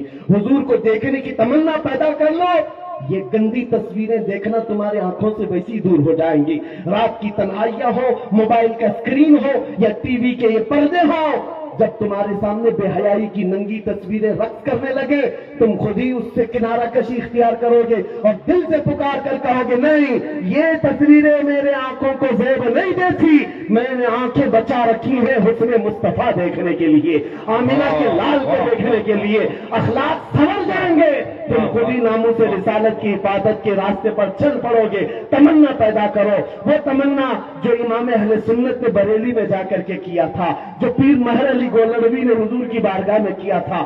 پاکستان پنجاب کے علاقے کے پیر مہر علی بارگاہ مصطفیٰ میں حاضر ہوئے، یوں کہا یا رسول اللہ ایک بار میں ماتھے کی آنکھوں سے آپ کو دیکھنا چاہتا ہوں۔ صبح کہا، دوپہر میں کہا، رات میں کہا، طلب تھی، کہتے رہے، زیارت تو نہیں ہوئی۔ وہاں پھر آپ نے یہ کہا تھا کتنے مہر علی کتنے تیری سنا، گستاخ اکھیں کتنی جاریاں۔ کہا اے مہر علی تیری آنکھیں کہاں ہیں اور تو نے کیا طلب کر لی، کیا طلب کر لیا؟ اتنی بڑی چیز کو دیکھنے کی بات کی، کہاں تیری آنکھیں اور کہاں کا مطالبہ؟ یہ کہہ کر کے نمناک آنکھوں سے گزر گئے تھے، مدینے سے نکل کر بدر کے راستے مکہ جا رہے تھے، بیچ میں وادی حمرا ایک علاقہ آتا ہے، عصر کی نماز ادا کیا، سلام پھیرا، وہاں بوسیدہ عمارتیں ہیں، پرانی دیواریں ہیں، پیر مہر علی کہتے ہیں وہیں جلوہ مصطفیٰ کو میں نے اپنی ظاہری آنکھوں سے دیکھا، میرے مصطفیٰ تشریف لائے، کہا نیز مہر علی جو تو دیکھنا چاہتا تھا میں بلا حجاب تجھے دکھا رہا ہوں۔ پھر اس مہر علی نے کہا تھا مکھ چند بدر شاشانی ہے، ماتھے چمکے لٹھ نورانی ہے، کالی زلف تے اکھ مستانی ہے، مخمور اکھیں ہن مد بھریاں، اس صورت نو میں جان اکھاں کی جان جہاں اکھاں، سچ اکھاں رب دی شان اکھاں، اس شان تو شاناں سب نبیا، سبحان اللہ ما اجملکا ما اکملکا ما احسنکا، کتے مہر علی کتے تیری سنا، گستاخ اکھی کتی جاریاں، طلب کیا میرے آقا نے عطا کیا۔ بریلی کے امام نے بھی کیا تھا، بارگاہ مصطفیٰ میں جا کر کہا تھا یا رسول اللہ آپ کو دیکھنا چاہتا ہوں، آپ کی زیارت سے مشرف ہونا چاہتا ہوں۔ جب دن بھر زیارت نہ ہوئی پھر بریلی کے امام نے بھی وہی کہا تھا کوئی کیوں پوچھے تیری بات رضا، تجھ سے کتے ہزار پھرتے ہیں، لیکن جب یہ عاجزی کمال کو پہنچی فرماتے ہیں دن کے اجالے میں میرے آقا صلی اللہ علیہ وسلم نے اپنے دیدار سے احمد رضا کو مشرف بھی کیا۔ پھر بریلی کے امام نے کہا تھا اس جلوے کو دیکھ کر کے کہا تھا سب سے اعلیٰ وہ اولا ہمارا نبی، سب سے بالا وہ بالا ہمارا نبی، بج گئی جس کے آگے سبھی مشالے، شمع وہ لے کر آیا ہمارا نبی، سارے اونچوں میں اونچا سمجھیے جسے ہے اس اونچے سے اونچا ہمارا نبی، سارے اچھا سے اچھا سمجھیے جسے ہے اس اچھے سے اچھا ہمارا نبی، جس کے طلبوں کا دھون ہے آب حیا، ہے وہ جانے مسیحا ہمارا نبی، خلق سے اولیاء، اولیاء سے رسول اور رسولے سے اعلیٰ ہمارا نبی۔ اخیر میں کہا اے سنیو کون دیتا ہے دینے کو منہ چاہیے، دینے والا ہے سچا ہمارا نبی۔ واہ واہ واہ سبحان اللہ۔ میرے عزیزوں میری گفتگو ختم ہو گئی یہاں پر، میں یہ میسج دے کر کے جانا چاہتا ہوں آج کے اس جلسے میں یہ طرف پیدا کر کے جاؤ اب بچی ہوئی زندگی یہ ہماری سانسیں یہ ہماری دھڑکنیں نام مصطفیٰ پر وقت کرتے ہیں۔ اب اگر آنکھیں کھلے تو بار بار طلب کرتے ہیں میرے رب سے مولا دکھا دے تیرے حبیب کا جلوہ، ایک بار وہ آنکھیں دیکھ لیں تو پھر میرے عزیزوں دنیا کا حسن تمہاری نظروں میں پھیکا ہوگا، دنیا کا جمال ہیچ نظر آئے گا، اس لیے کہ وہ کمال حسن حضور ہے کہ گمان نقص جہاں نہیں، یہی پھول خار سے دور ہے، یہی شمع ہے کہ دھواں نہیں، تیرے آگے یوں ہے جبے لچے فصحا عرب کے بڑے بڑے، کوئی جان منہ میں زبان نہیں بلکہ جسم میں جان نہیں۔ آؤ اے سنیو یہ عہد کر کے ہم اٹھتے ہیں آج کے اس میدان سے کہ نبی پاک صلی اللہ علیہ وسلم کے عشق میں جیئیں گے، ان کے عشق میں مریں گے، قوت عشق سے ہر پست کو بالا کر دو، دہر میں نام محمد سے اجالا کر دو، کی محمد سے وفا تو نے تو ہم تیرے ہیں، یہ جہاں چیز ہے کیا لوح قلم تیرے ہیں، لبیک یا رسول اللہ۔